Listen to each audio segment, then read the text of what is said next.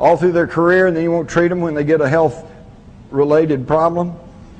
Unconscionable. But that's what happens when you let these secret society creeps run your country.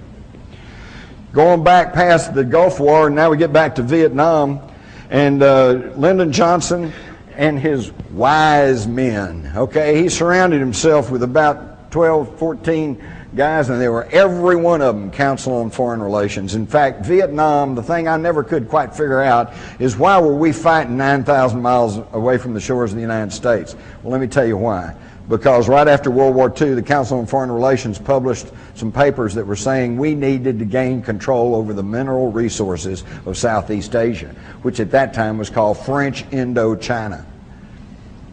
All right, but then in the spring of 1954, the French got defeated at the Battle of Dien Bien Phu, and they withdrew from French Indochina.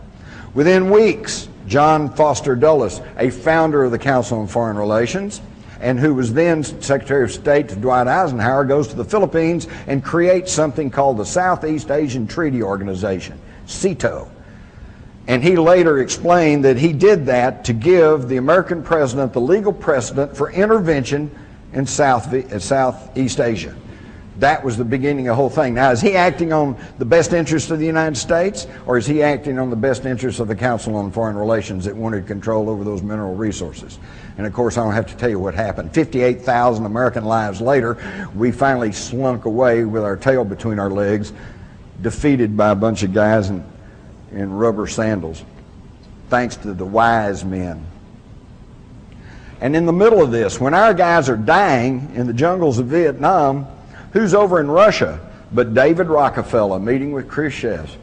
And with the insistence of David Rockefeller and his other powerful friends of the Council on Foreign Relations, they encouraged Lyndon Johnson to increase loans to Russia at levels higher than we did in World War II when they were our allies against Hitler.